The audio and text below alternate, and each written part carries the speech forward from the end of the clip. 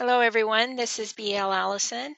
As usual, Elena has a lot of information packed into her webinar, so she asks that you please hold all of your questions until the end. Okay, let me turn it over to her and she'll do her meditation.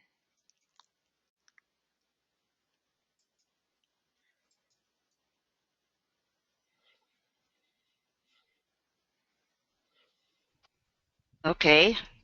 Yeah, put that up. We can't see it yet. There we go. That's good. Okay, just a moment. Okay. Well, hello everybody. Welcome. We will start as usual with a short alignment of the group field. So please quieten your lower energies.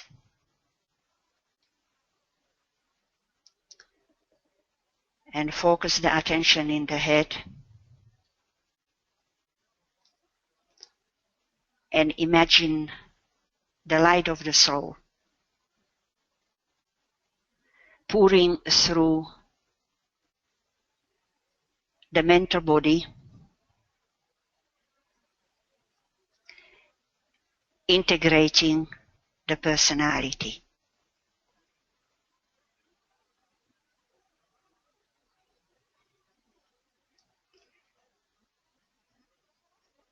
Illuminating first the mental body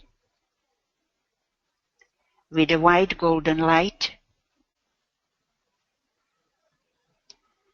and we sound the Om. Confirm this illumination. Om.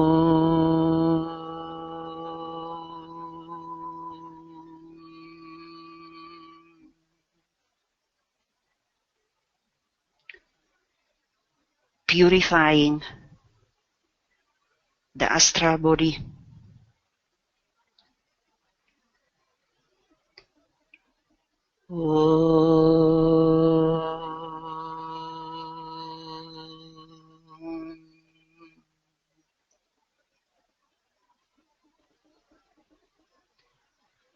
And strengthening the etheric body.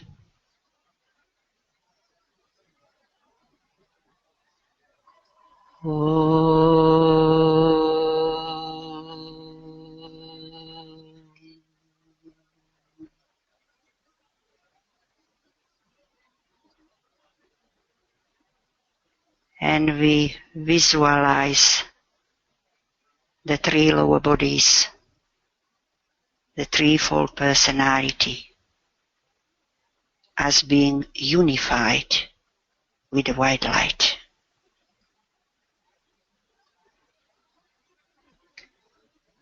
Now personality soul fusion. See the lower triangle representing the personality with the mental body at the apex of the triangle, and the physical and astral bodies at the base.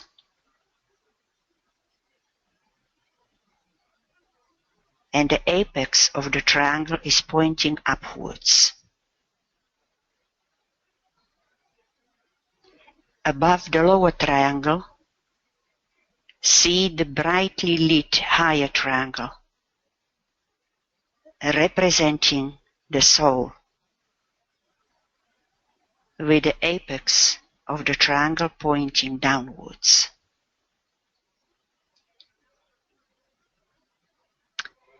And by an act of the will, see these two triangles merging together and forming a six-pointed star.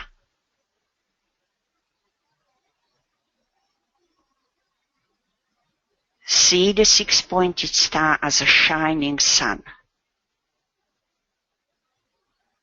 representing the soul-infused personality.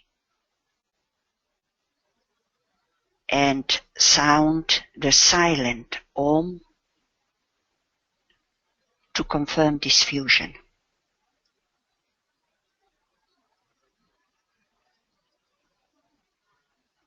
Group alignment. Visualize a sphere of pure white light and the group members as a miniature shining suns inside and around the sphere.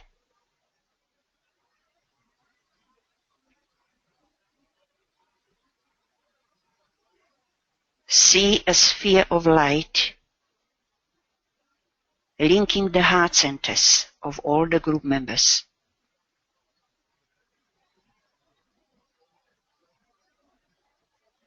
A sphere of light linking the head centers.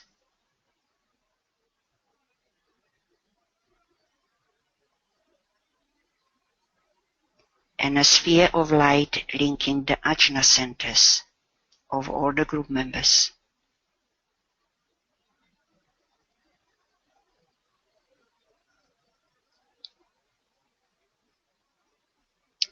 Imagine the light rapidly circulating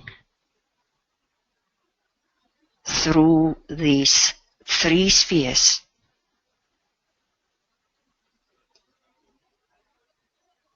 and aligning the three group centers: ajna, heart, and head.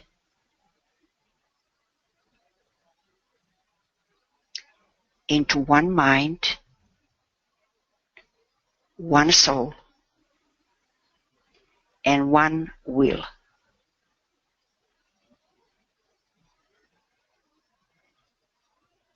To confirm the group alignment, we sound the Om as a group.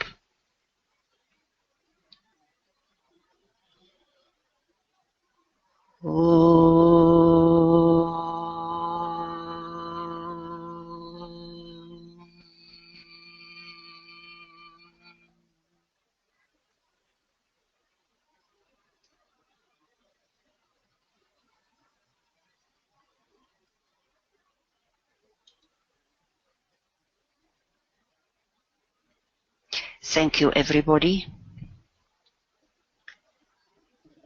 And BL, please, you can bring the NATO chart of CDP on the screen.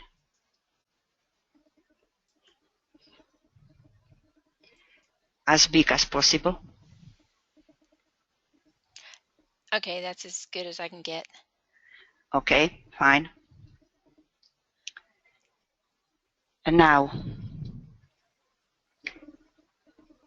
first I will share with you my understanding of some of the other aspects and initiating processes, starting at this third stage of the 6 stages of discipleship, called Accepted Discipleship, which this disciple was entering in that life, and for which she was taking the final test of fitness, which we have discussed already in previous webinar. Okay?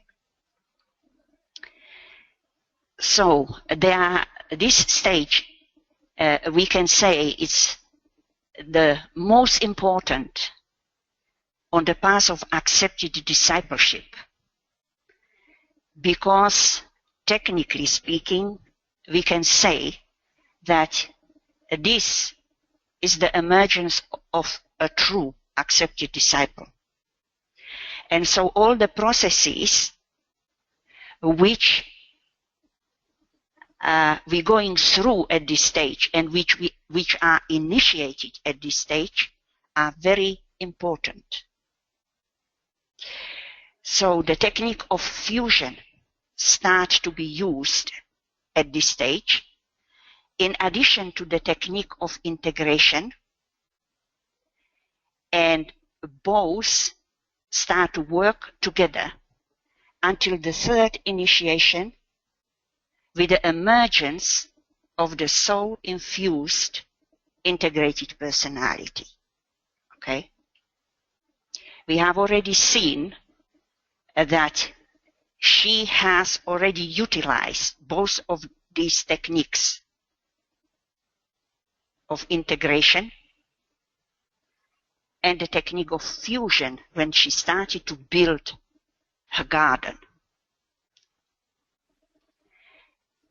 Now, the master begins to take over the training of a disciple here, who is now fully ready because he or she has reached the point where the disciple, as DK say, can enter into the light of the angel. It means the soul contact is start to be stabilizing and becoming conscious in expression and recognition. The new group of world service starts functioning as a transforming agent or station, enabling the accepted disciple to move from a periphery of the ashram towards its center. And this is a process, basically, which is going on until the third initiation, when that stabilization in the center, which is the heart of the ashram, where we found the master.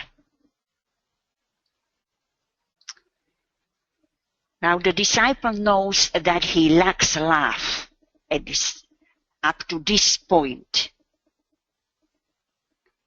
because he is not identifying with the soul in others and being critical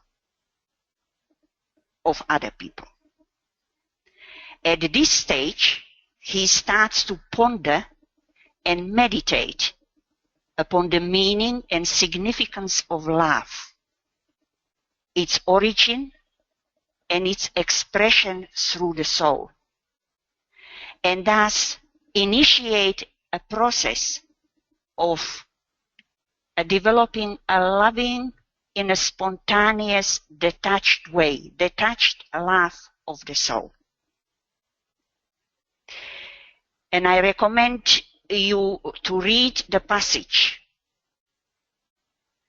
which is found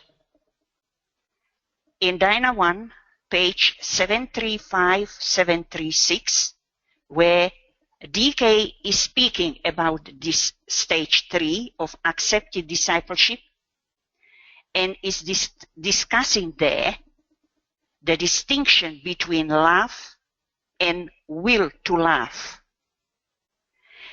And I recommend you compare this passage with the instruction he has given C.D.P. in June 1934, which is on page 507 in DINA 1.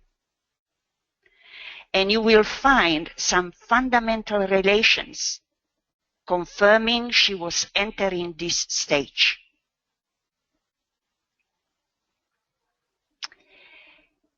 A real preparation for the second initiation is consciously undertaken at this stage,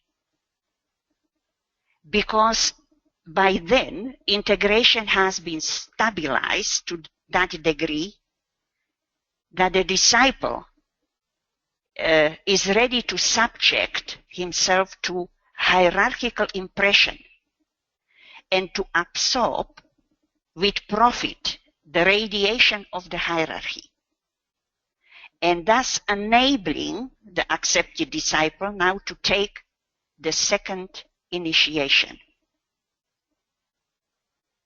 Because we need to realize that at the fourth stage of the 6 stages of discipleship is called the cella on a thread. which the disciple reaches as the second degree initiate. Okay? The Ajna center becomes a focal point of development here. And when it is connected with the throat center, it indicates an active use of creative imagination. As we have seen, she was utilizing in building of her garden. A creative process. The Ajna has also close relation with the heart center, which at this stage is brought into greater activity through the involvement in a group work and group service. Because the heart center expresses the group love.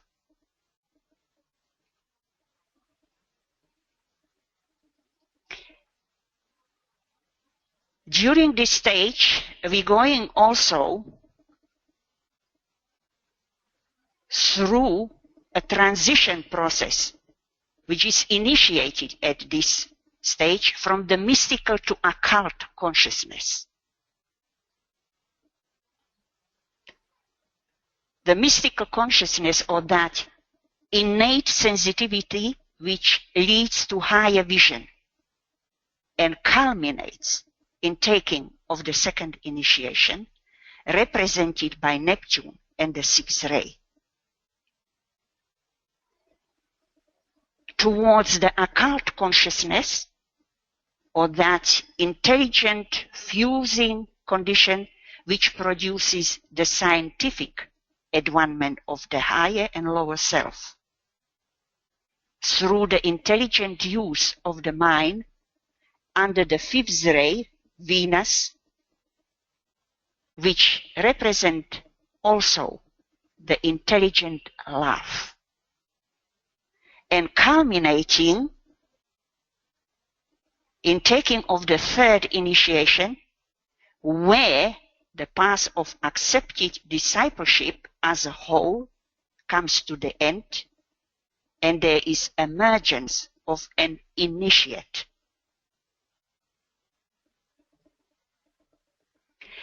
Now, from the perspective of astrology, the esoteric rulership starts to consciously be used and operate during this stage. Prior to this stage, it was primarily the exoteric rulership which was operating. Okay?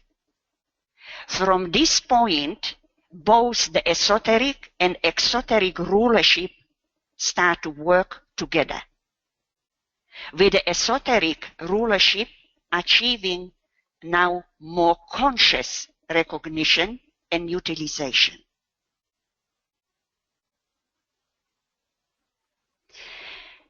Now, at this point, there is something which probably is for many of you new, that the energies of the intercepted signs start to be consciously utilized in relation to the houses of the intercepted signs. And the houses ruled by the same signs which would emerge as a result of the interception would be directly related to this process. Now you see in the case of C.D.P, the interception of Gemini Sagittarius. BL is pointing the axis across the 6-12 houses. It means intercepted signs have no cusp. Okay?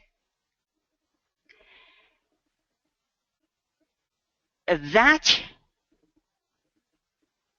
would be related to the Cancer Capricorn, which we have two polarities of houses. Okay? From 1 to 7, ICDC, and 2-8. So all these energies need to be considered together.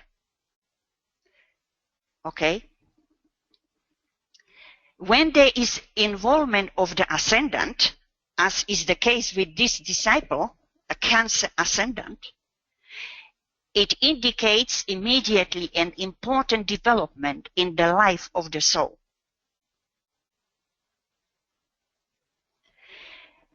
Now, in the last webinar, there was a question about retrograde planets. So I thought it would be good to examine how retrograde planets worked in C.D.P chart, because retrograde planets have to be considered together with these intercepted signs. The nodal axis, as you see, the nodal axis she has across the 10-4 polarity from Pisces to Virgo. Also the planet Chiron, which you see there in Aries,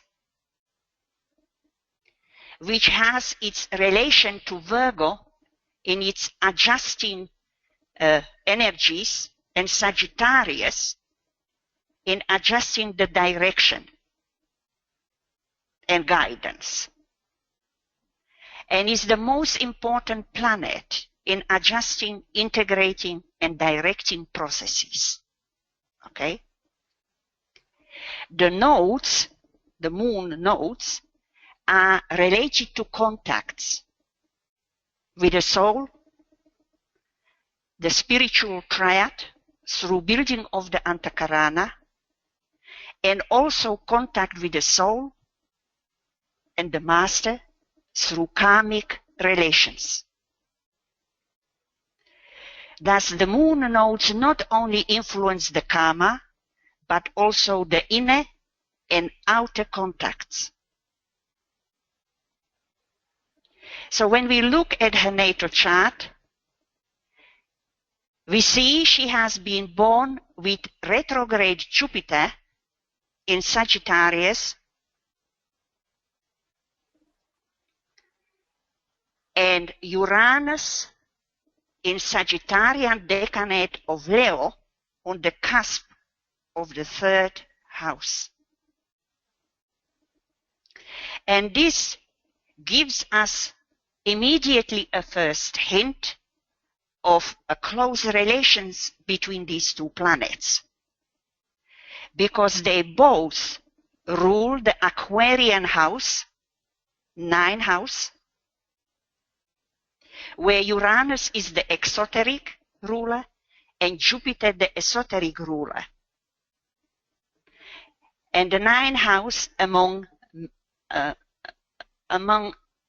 many other things, is connected with the quest for higher knowledge, the truth, abstract mind, and I will mention publishing because she came from a very wealthy publishing family. Now, Jupiter is a very important planet for her as the second ray soul ruler, because she has a second ray soul. And it is, as you see, in its retrograde placement there, in a 6th house of adjustment, purification, health, service, healing, and application of various techniques and formulas in discipleship training. So it is a very important placement for this planet in that house. Now, when a planet retrograde or direct changes houses or signs, it always retains its primary focal energy anchored at the time of birth. So for Jupiter, it would be the sign of Sagittarian energy and the 6th house area which I have mentioned some of its qualities and actions. And for Uranus, it would be the sign Leo, and primarily the second house, even though being placed at such a closed cusp between the second and third, it operates in both houses. And when we have a planet placed in such a closed cusp placement, we're taking a 5-degree orb, which operates 2.5 degrees from either side of the houses. Okay? Now, we need the quadra wheel now. BL, please. Okay, hold on.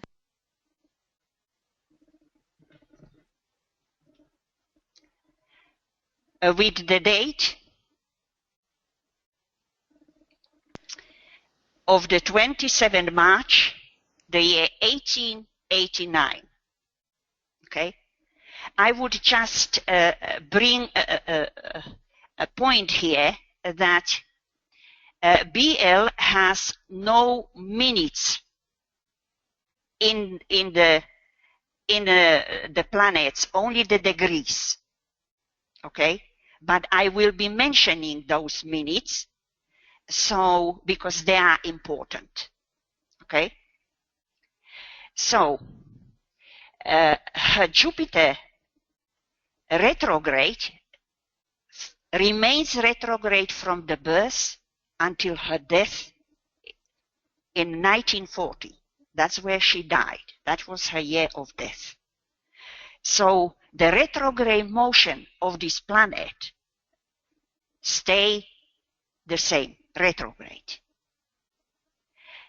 But in March 27, 1889, it started to retrograde from Sagittarius to the sign Scorpio,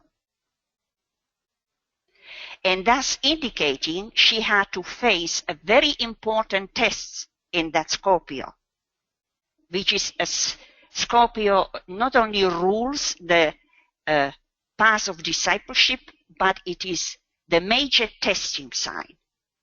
Okay?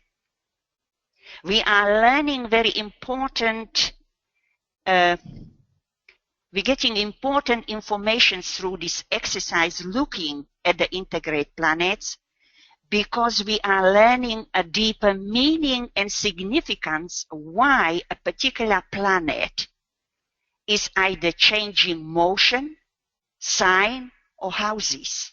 Because if that Jupiter was turning direct in her life, it would never enter Scorpio, and it would not enter her most important house, and that is the 5th house. Okay?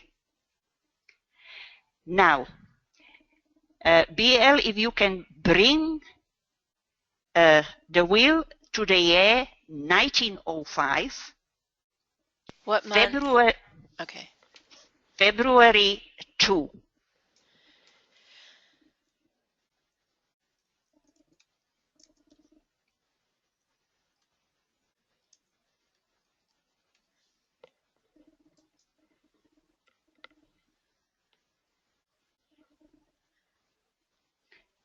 Have you got that?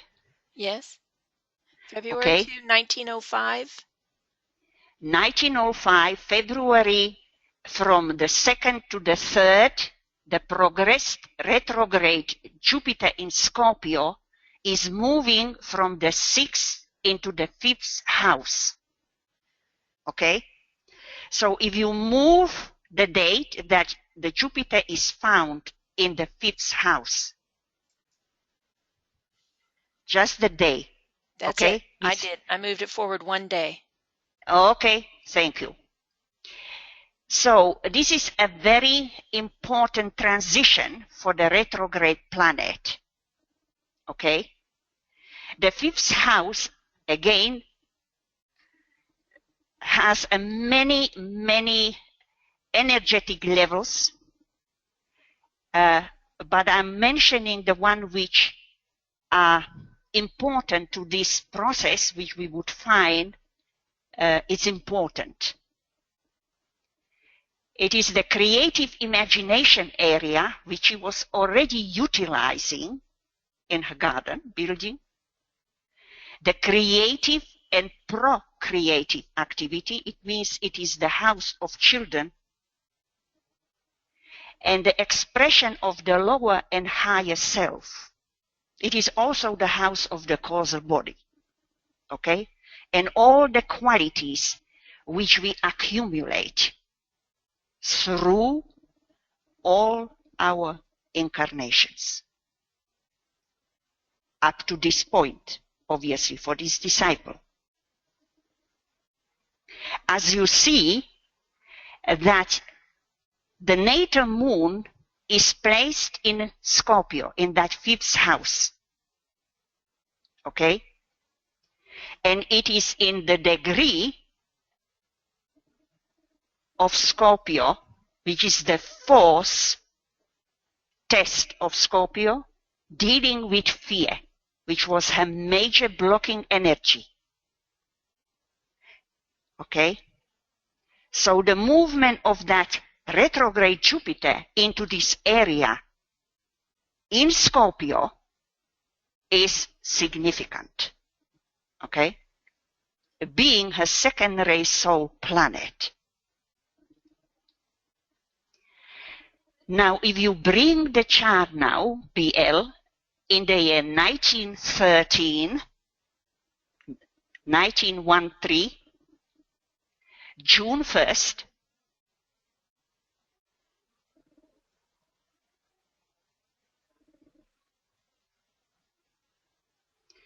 okay, we will find the progressed retrograde Jupiter at 27 Scorpio 08. Now you don't see the 08 there, okay? But that is important, to see, the exact opposition to the progressed Sun in 27 Taurus 08. And it is obviously conjuncting the progressed Earth in the 27 Scorpio 08. Okay? We're talking about exact conjunction or an opposition to the Sun. Okay? Now the planet Earth is the ruler of the Gemini Sagittarius intercepted polarity of signs. Okay? And this is linking Jupiter to its original placement in Sagittarius in the 6th house. Okay? Through the Sun, through the progressed Sun, the Jupiter is related to the retrograde Uranus in Leo, which the Sun ruling on all levels, ruling the 3rd house, where the Uranus is on the cusp of that house. And the 3rd house is related to the immediate environment, mental processes, and various methods of communication.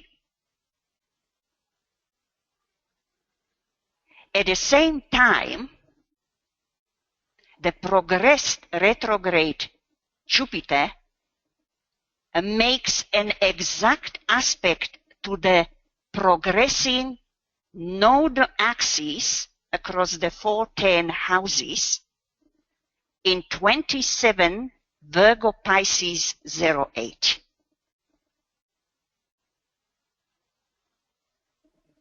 So we have another important relation now to the nodes. And the transiting Chiron is going over the MCIC angle.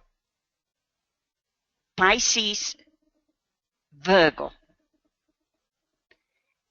where the Chiron in relation to Virgo is relating now to the adjustment in discrimination and in factual knowledge.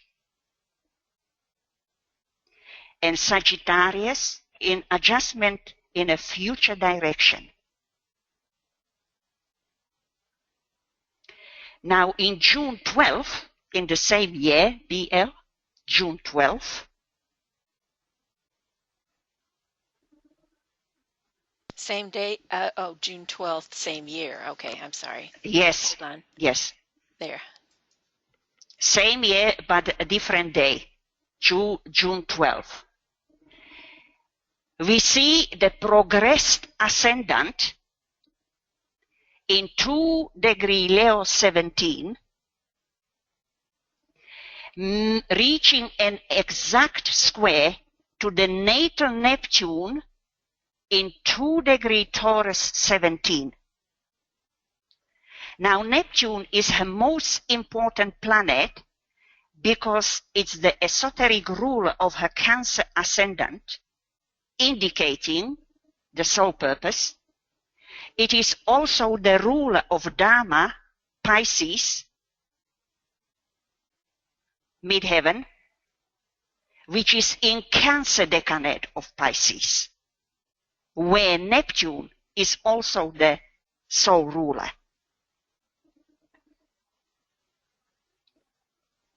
And it is placed in 11th house, the Neptune, which is an area related to various groups, organization, externalization of spiritual hopes and wishes. As I said, I am mentioning these particular points to the houses for a special reason here, which is going to emerge when I tell you why. Now, the progressed Sun-Earth axes are also falling in this 5-11, linking the progressed retrograde Jupiter to these axes in that 5th house. Okay? Now, we are very fortunate to have information that in June, which we are considering, and the year 1913, which we are considering here, with all these significant relationship, she and her husband, which is here symbolized by the progressed sun in that 11th house, established the Theosophical Lodge of Wellington where they both lived. Okay? So all the qualities of the houses which I mentioned are relating to this process. Okay? Which was very important happening in her life. Okay? Now,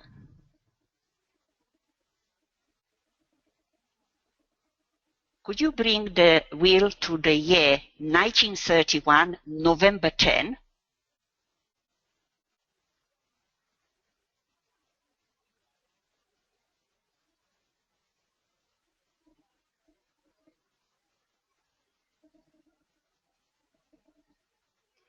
We there? Yes. Okay.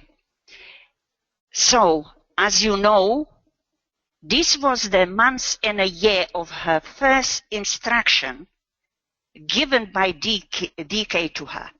Okay? And when we look at the 5th house, the progressing moon through Scorpio is making an exact conjunction with the retrograde Jupiter in 24 Scorpio 52 in the 5th house. Okay?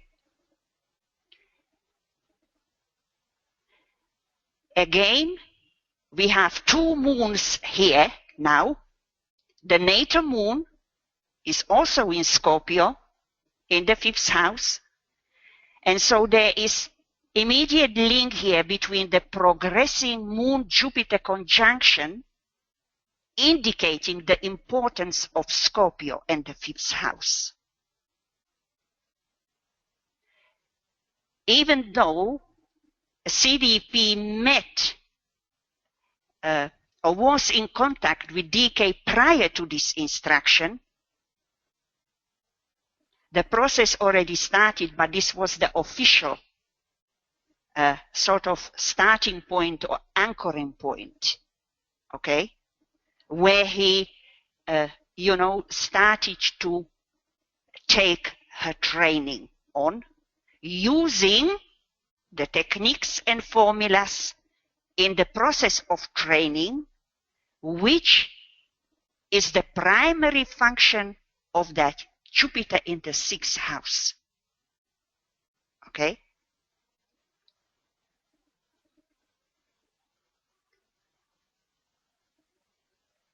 Now, we know that the moon is not only her exoteric ruler of the Cancer ascendant, which prior to this stage was the main operating energy of that Cancer ascendant.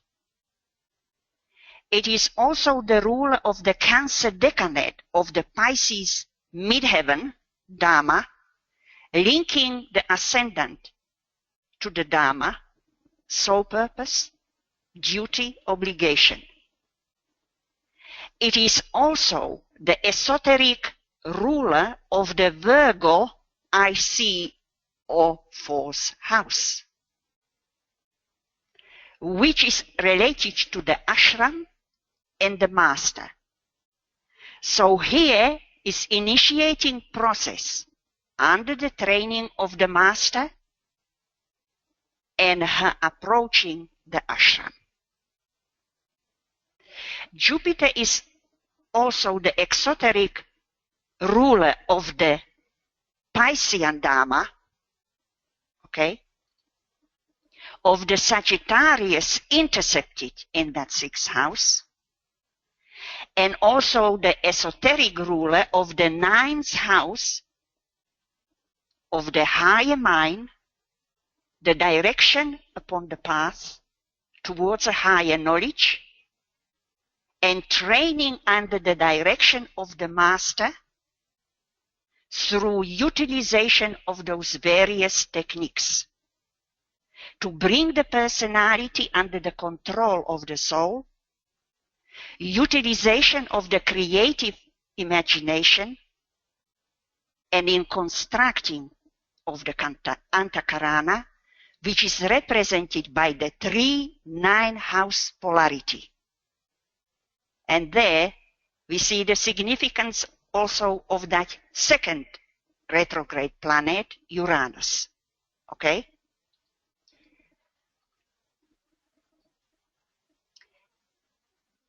She was learning to relate to those she loved as souls, not as personalities, and primarily those she loved. And so bringing the soul love into creative expression and seeing her children not as personalities but as souls and relating to them as souls.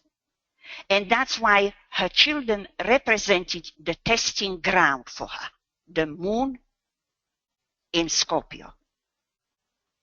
And so thus both houses, the 5th and 6th, are utilized here from different perspectives. At the same time, November 10, 1931, where we are, the solar arc Jupiter at 24 Capricorn, 52, is in exact sextile to the progress Moon-Jupiter conjunction in 24 Scorpio 52. And this brings a relation to the Capricorn now through the placement of the solar arc Jupiter in Capricorn, leading us to the Capricorn 7 and 8 houses, which are ruled by Capricorn. And the solar arc Jupiter is in the 8th house. Okay?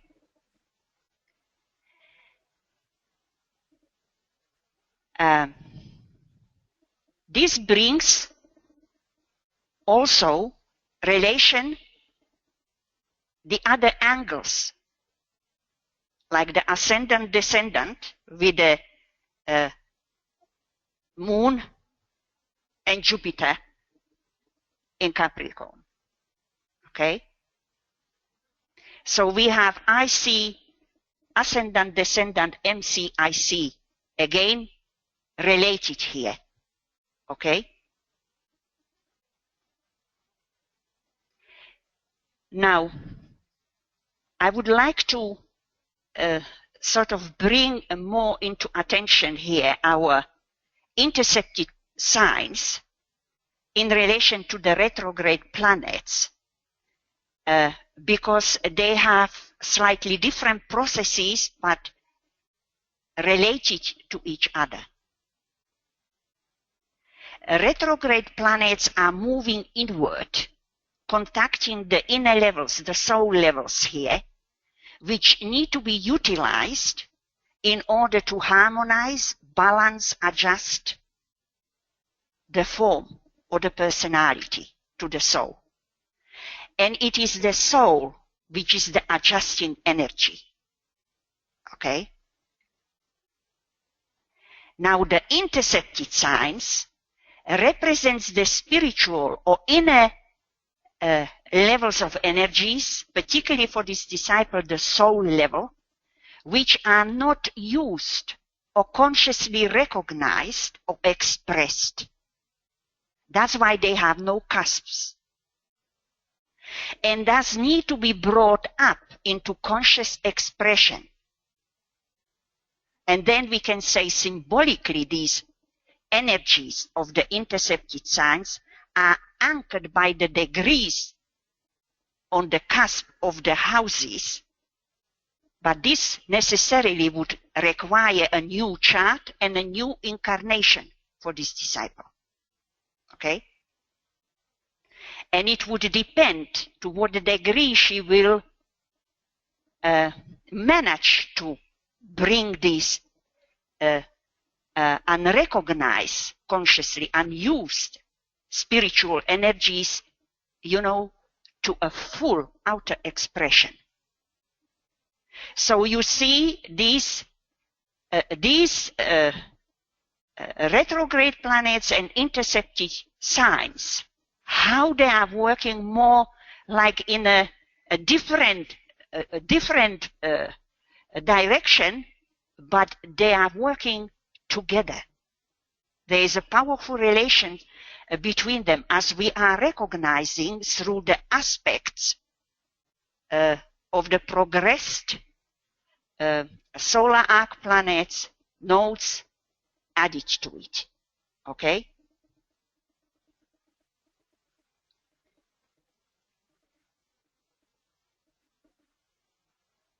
So, looking at the intercepted signs across those houses and taking the 172 8 houses polarity together through the Cancer Capricorn and Gemini Sagittarius relationship, we find in relation to the retrograde Jupiter that this planet is actually related to all these signs, being the ruler of Sagittarius.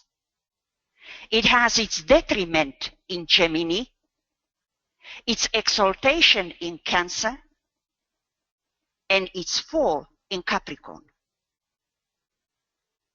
So we have another powerful relationship which needs to be examined in detail in relation to all these houses and signs on top of all the other aspects happening at the same time in the whole chart. Okay? And through this process, we are mainly concerned with these fundamental areas of the retrograde planets in relation to the nodal axis and to the intercepted signs and houses in relation to them. Now it is interesting.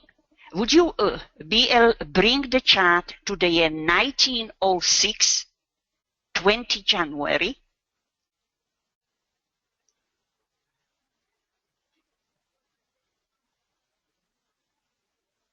There you go. Thank you. Now it is interesting that the solar arc Jupiter was just entering the sign Capricorn. You see there at 0 degree Capricorn 05. At the date 20 January 1906. And this indicates that the signs and houses of the solar arc progressing planets are operating and need to be considered together with the rest of the chart, because there is some uncertainty if they operate or not.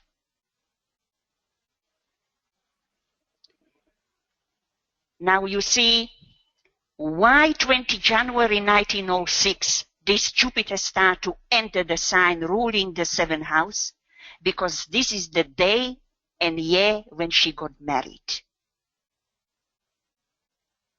That's the significance of the Jupiter entering that sign of Capricorn. We also note at that day the Uranus by transit on the cusp of that 7th house, and Uranus by solar arc progression at the cusp of the 4th house. That brings the Jupiter in relation to the Uranus, both retrograde planets natally. Okay?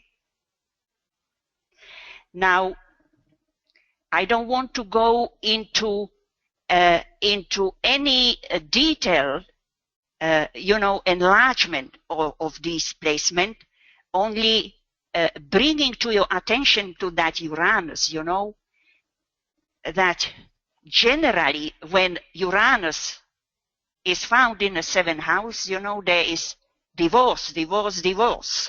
Not in this case. It means completely different, but and that's why that Uranus is so powerful at the day of her marriage. Okay, that it would take quite some elaboration and including some other points in the chart. What is important for this exercise is to see the relation between these two planets being involved, which have been the only two planets retrograde at her birth. Okay? Now, would you please bring the chart at 6 November 1931, which we basically going into the same month and a year of the first instruction, which, is discussed in great details in one of the previous webinars. Okay? What I am pointing out now is the solar arc Pluto at 16 Cancer 07, making exact sesquiquadrate to the natal retrograde Jupiter in 1 degree Sagittarius 07. And Pluto and Jupiter are the rulers of Pisces, midheaven. Okay? And Pluto is also one of the rulers of Scorpio. So you see that exact connection between the solar arc Pluto to the natal retrograde Jupiter is significant because it is emphasizing the same relationship to that Scorpio area of the 5th house. Okay? Linking the natal and progressed energies together. Now, staying in the same year, 1931, could you bring it to the June 23?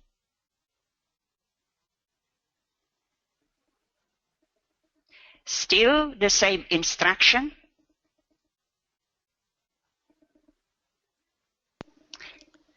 There you go.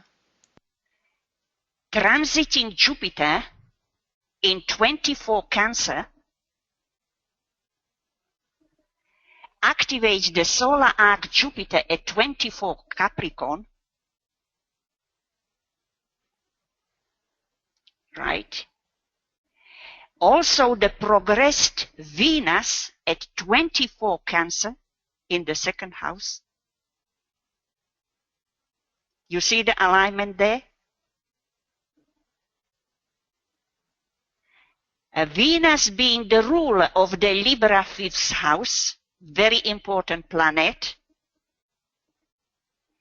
In 24 Cancer 55 and making an exact trine to the progressed retrograde Jupiter in 24 Scorpio 55 in that 5th house. It is bringing also the 5th and 2nd house into relationship, obviously, through the Jupiter-Uranus placement. Okay? And through that Venus placement there, in aspect to that retrograde Jupiter. And you see, you have to appreciate the exactness I have brought up for you here of the aspects on a particular day and a year happening, which were of significance, like this first instruction given by the master. Okay?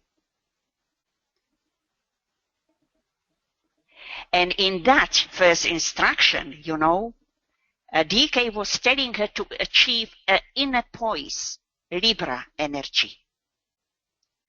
And he was pointing out some of her qualities accumulated in her causal body, not saying so, but implying so, which is ruled by the 5th house, okay, which she has already acquired through previous incarnation, such as knowledge, sympathy, understanding, selflessness, loyalty to the cause of occult truth. Now, occult, the word occult, is leading us immediately from the Jupiter to the retrograde Uranus, the planet of occult mind, on the cusp of the 3rd house, representing the occult mind. Okay?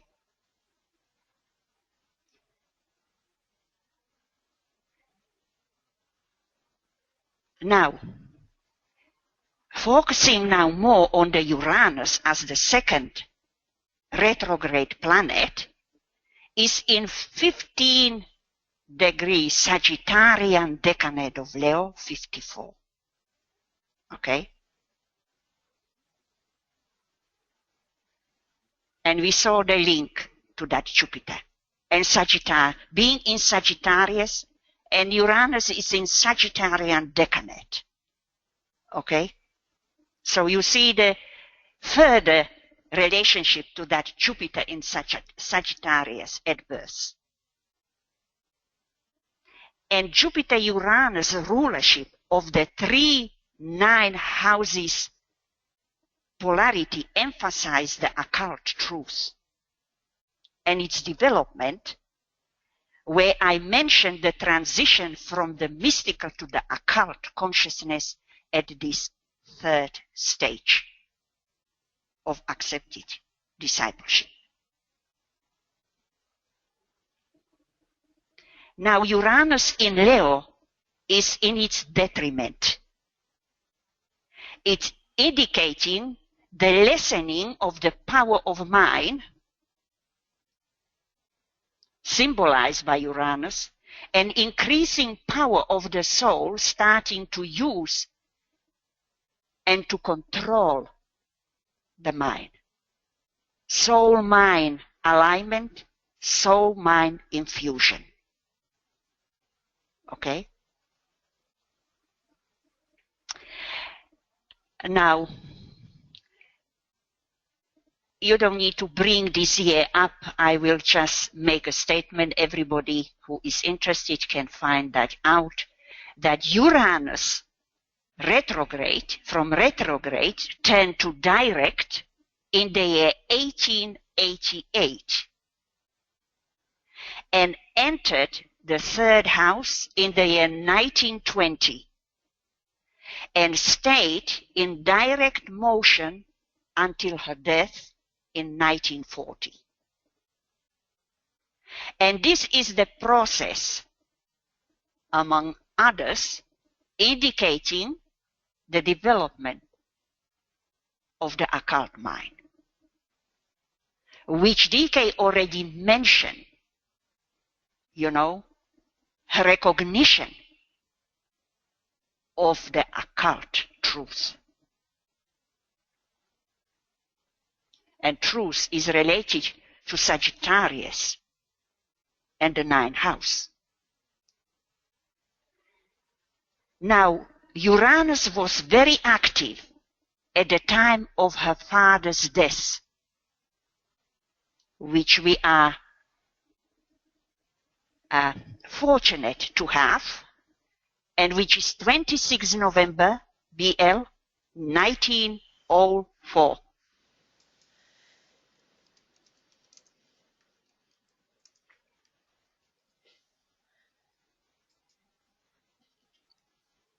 There you go. Okay. Where we see the transiting Saturn in Aquarius was in the 8th house of death. And you know, the 8th house is very important in relation to, you know, to the various points and houses. Okay? And Saturn is the ruler of Capricorn, being in a Capricorn house. And is in opposition to the natal and progressed Uranus in the 2nd house of finance.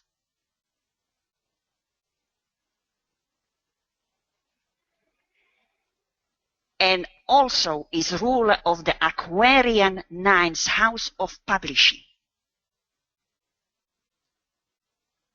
Uranus, I mean. Okay?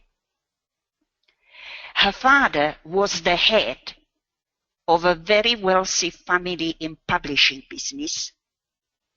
And after his death, the family had to deal with finance, legacies, and the last will, represented by the 2-8 house polarity. Okay? So that Uranus retrograde natally and direct by progression has to be still in that 2nd house. Even it's operating in both houses, at his death was fulfilling a very important function, being still in that second house. Okay? Because the third house, had to be influenced too, because there were so many signing of documents happening at that time. Okay? Just to mention one aspect. Now, financial responsibilities represented an important testing ground for this disciple. That is why the choice of her soul was to put her into financial circumstances. You see that powerful Taurus Scorpio energies in relation not only to the signs, but also to the houses. And to deal with family relationships. Cancer, powerful Cancer. Cancer Capricorn, polarity. You see?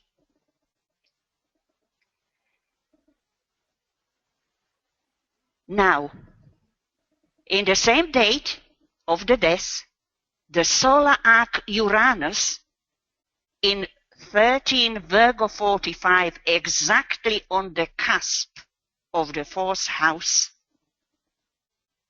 obviously opposition to the midheaven, is related to the family business and her father as the head of the family, the MC, and fourth house family and the end of life. So we see another significance of the Uranian energy there.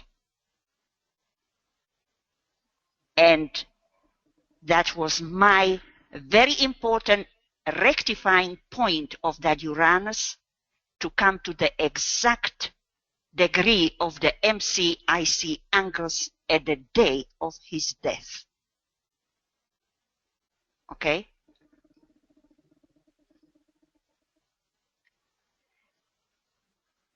Now, the transiting Uranus is in Sagittarius, in the sixth house. You see how these important houses are coming up at the important happenings in her life. And it is going over the solar arc Jupiter at 28 Sagittarius, 58. And it is also activating the progress Moon-Jupiter conjunction at 28 Cancer, decade of Scorpio, in the sixth house, or Virgo house, which among other things deals with health issues at this point of his death, and brings into relation the Virgo fourth house, Pisces 10th house, Aquarian house, through the involvement of the transiting Uranus in Sagittarius. Again, the same houses are coming into focal points.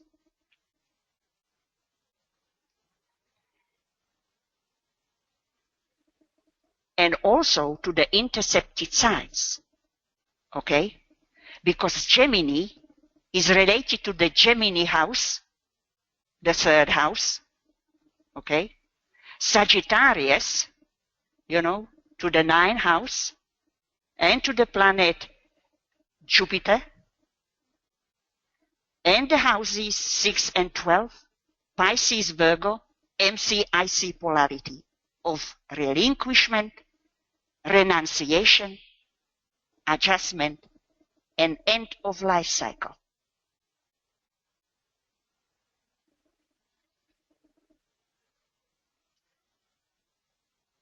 Now, that Uranus in Sagittarius decade of Leo in the second house is also related to prana, vitality. We know she had a serious devitalized condition, which we discuss in great details in previous webinars. And this brings Uranus into relation to the intercepted sign Gemini and Earth as the ruler of the Gemini Sagittarius, and the Earth is placed in Gemini decanate of Libra in the 5th house.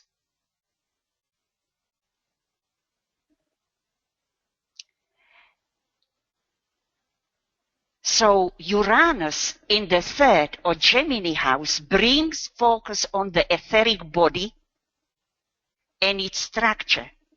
It means the Nadi system, meridians, chakras, breath, pranic vitality, and breathing exercises. That is another important area when that Uranus in direct motion actually start to move through that 3rd house, even though it's operating there already. Because Uranus, Gemini, and Earth are the primary conditioning energies of the etheric body. And now we see them linking through the retrograde planets, houses, signs, and the interception of the polarity. Okay? Obviously, the 5th house is also related to vitality through that Leo energy. And if we look natally, Uranus making a trine from Leo to the Aries sun. Okay? And now, April 20, 1930.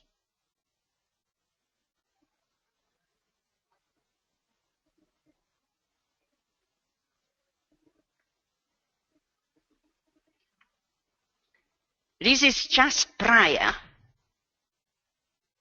Are we okay, Biel? April 20, 1930? Yes. Yes, we're good. This is a prior. She received her first instruction in November 1931. But you see, she was already, in contact with the master as all the disciples, not only, at the month and date of the first instruction. That is just, those who were editing these notes had to put some, dates.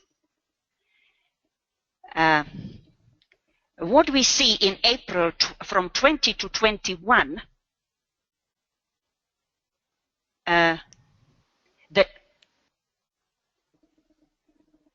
the day, not the year. The progressed Mercury in 29 Gemini 45, moving through the 12th house of subjectivity, has turning retrograde.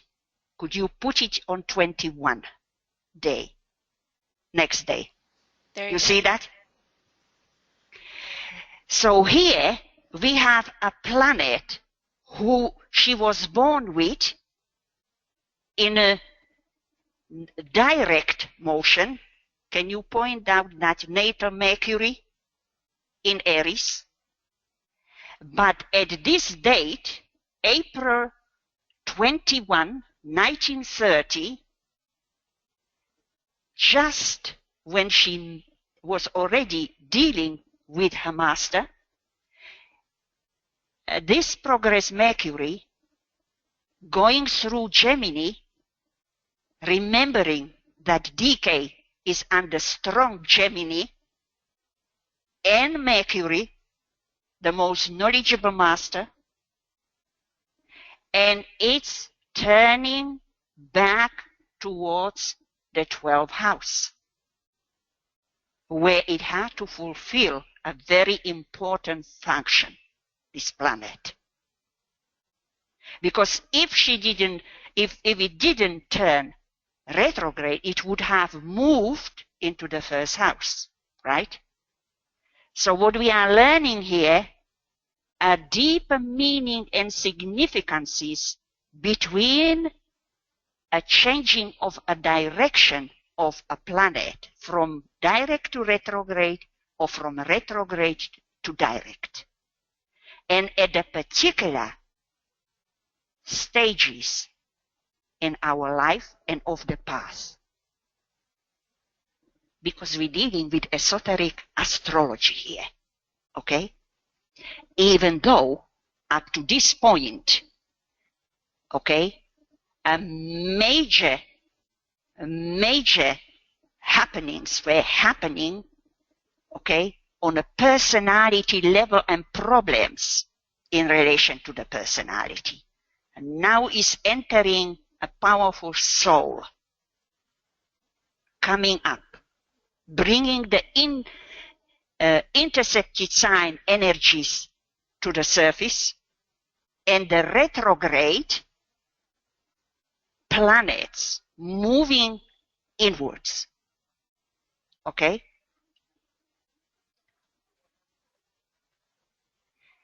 Now, on January 15, 1933,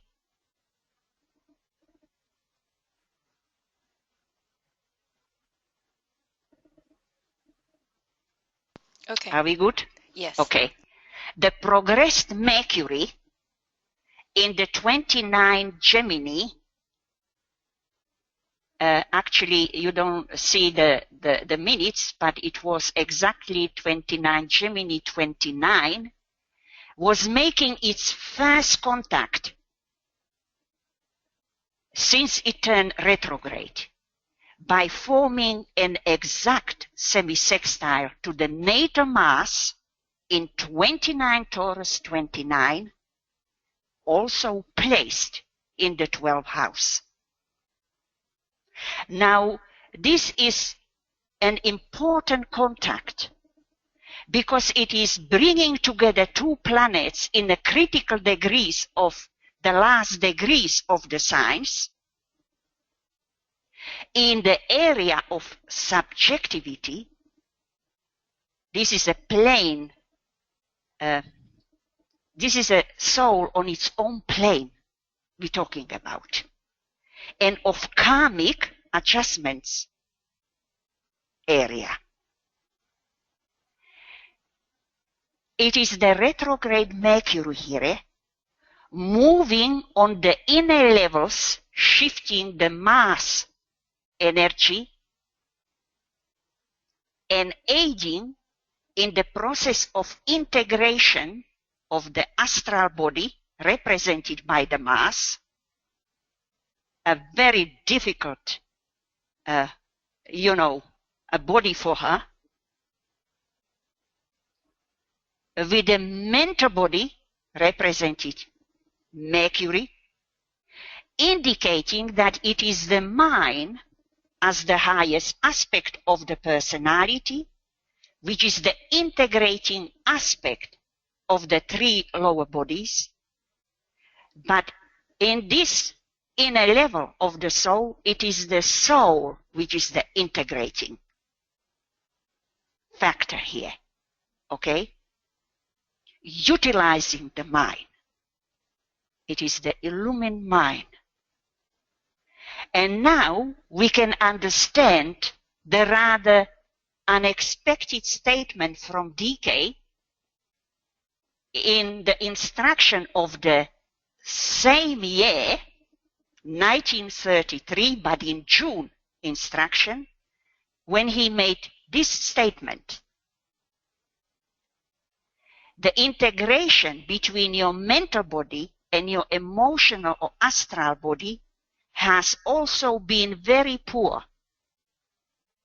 Lately, now I like the word lately. Lately, you have changed that condition, and your mind and your astral body are now integrated. Now, if we didn't examine this aspect from the perspective we are now examining them, Because when we were looking at this instruction, we were looking at different aspects in that chart. But we did mention this connection between the Mercury and Mars, but from a different perspective. Okay? Because this aspect is also operating from a different level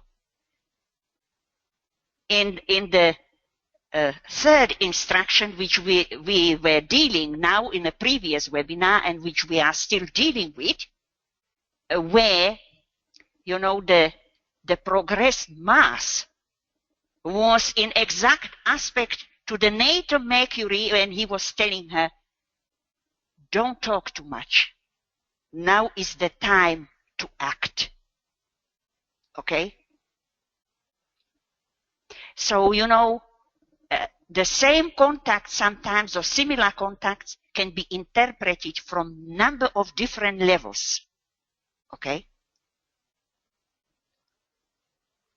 Because this progressed Mercury in its direct motion has made already this same aspect to the natal Mars, which we are considering now, in the year 1927. But we're not going into that. I'm just mentioning it. But she was not ready at that time to utilize the inner or soul energies, you see. And now this is the point for us, very important, the distinction between a direct and retrograde motion of a planet, making exactly the same aspect. Okay?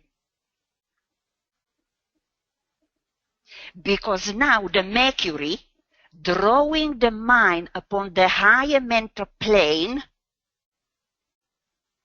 and activates the abstract mind and the soul level, and linking the retrograde Mercury to its natal placement in Aries, powerful soul placement, which rules the higher mental plane, Aries, and the Capricorn house, 10th house.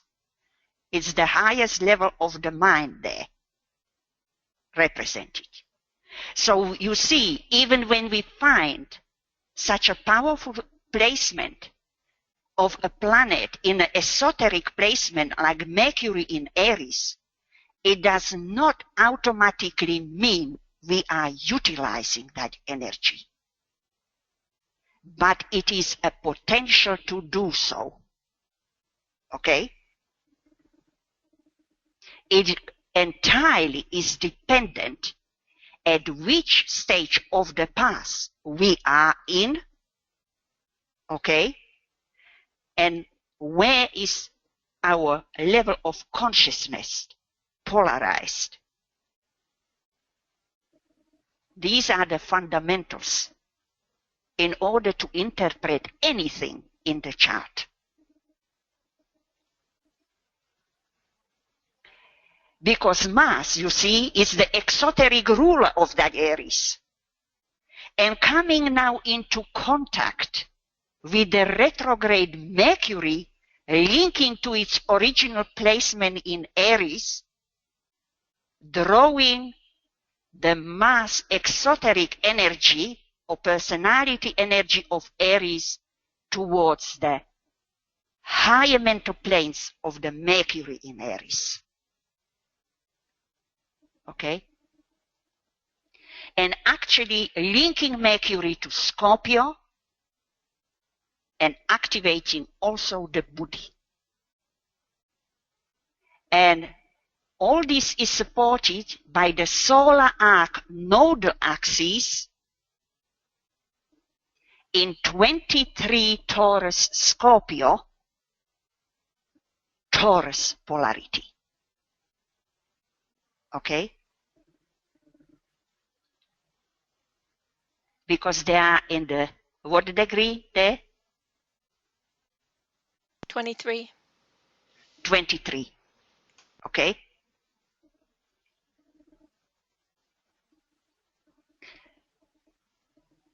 because they are activating the natal Mercury in 8 Aries 45.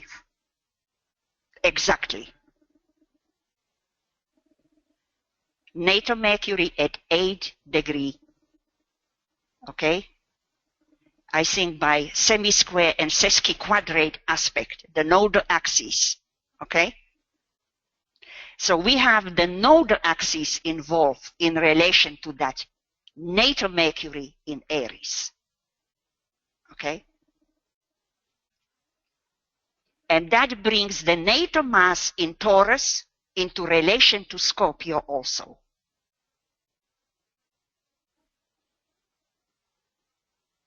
And the transiting Chiron in Taurus over the solar arc nodal axis, and the natal Mercury making exactly the same aspect. Semi-square. Okay? Now, if you bring the wheel to the 11th December 1934, we are coming now to the third instruction, which, we are finalizing in this webinar. Okay. Retrograde progressed Mercury in 28 Gemini 59 forms an exact contact with the solar arc Neptune at 28 Gemini 59 in the 12th house, and making a T-square with the natal nodal axis at 28 Virgo Pisces. You see that? It's a T-square with that conjunction there. It's quite remarkable, really. That all these aspects are happening at these very important times in her life in relation to all these, points, houses and signs which we are, being emphasized continuously. And at the same time, the solar arc ascendant at 1 degree Virgo 07 makes an exact square to the natal retrograde Jupiter in 1 degree Sagittarius in the 6th house. If we realize that at the time of birth, it had to be really rectified in order to make these contacts, particularly the ascendant with heaven, in such a precision together with the rest. Okay? And how important it is to have a correct birth time, which I have rectified up to now to the 9 hours, 43 minutes, and 20 seconds. Okay? Now, this combination of energies indicates, I am referring now to this Neptune, Mercury, T-square to the natal nodal axis primarily, the contact with the soul on its own plane, and reflecting DK's statements in this 3rd June 1934 instruction when he says to her, the very love of your soul, represented here by the Jupiter-Neptune ascendant, particularly relationship, must be called in. The very love of your soul must be called in. And therefore, soul contact, Mercury, Neptune, the nodal axis T square, is your solution. Persist it steadily, Sagittarian, one-pointed energy, throughout each day. 6th house of everyday routine activity. You see this sentence? It's completely related to all what we are discussing here. The 6th house is the routine of our work, everyday work. She has to keep this contact every day and making her basic life routine. Now, would you believe we have just came to the 1.5 hour time, and I have concluded this presentation, which I think is very important and valuable asset and a tool for us to utilize together with the rest of the energetic levels of the chart. Thank you for your attention. Okay, we have a question. Malia says, thank you. Brilliantly computed and expressed. Suzanne says, so a chart with all other planets retrograde, including Chiron, and a 3-9 interception in houses 3-9, Cancer, Capricorn, means a lot of work to do, I would assume. I would assume too. She says lots of unfinished business. And yes. Question mark there. But you see, now you have a method how to approach that, to understand what needs to be done, but primarily from your own stage of the path. And that is a vital point here. Okay? And she says, thank you for your inspired efforts. Okay, we have a hand over here. Please go ahead, Eva. Hi, Elena. Hi, Eva. Question about the process for those of us that have not been schooled on the technicalities of how to work with these charts. So you work with the dates that are given by the master's instructions. You worked with the father's date of his death. So within that, what do you do? Do you go month by month to see what the aspects are? Do you go yes. forward and backward? Yes, yes, exactly. My question was going to be, are you looking for something specific, or are you looking for what aspects work out well, and then you interpret them? First of all, for this exercise today, I have checked all the dates which we have available for any happenings in her life. Okay? Right. And then I want you to see, in relation to the retrograde planets, intercepted signs and the nodes and all this, you know, what we've been looking, how and to what degree, you know, what that operating.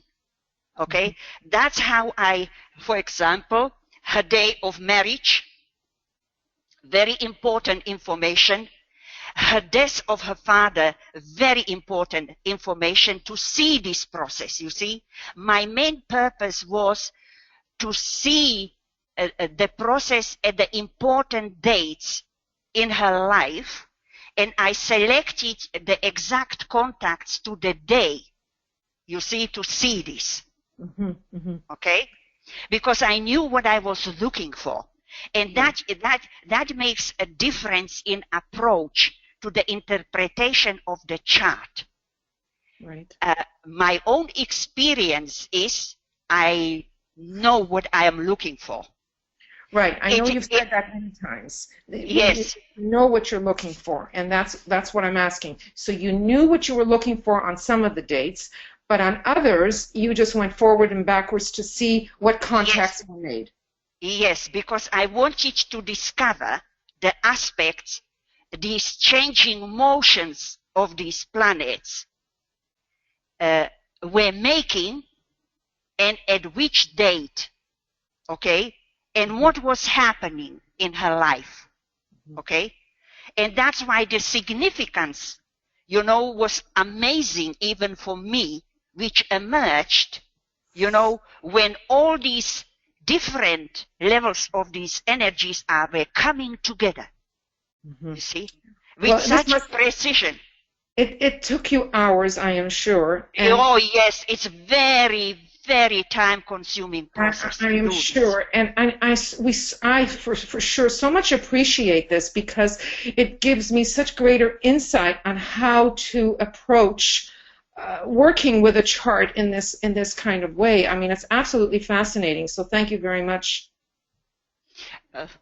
Appreciate it. I am happy that people can take something from this and utilize it not only in their own processes, but in other people's chart and so on. So let me take one step forward. If we were to take our own chart and let's say we put in the date of marriage, the date of a death of a parent, we play around with that as well to you see, get contacts. Yes. I mean, I checked. She had 2 daughters, and both of them were twice married. And I checked all these dates. But you see, you discover that different aspects were operating, different planetary aspects, for one to the other. Not the same, you see. So we cannot say that, for the birth of daughters, that you would find the same planets. No. Because it depends on the character of that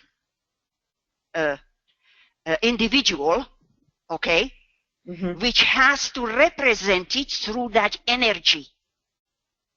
And obviously her daughters were very different, and I discovered that through this exercise, you see.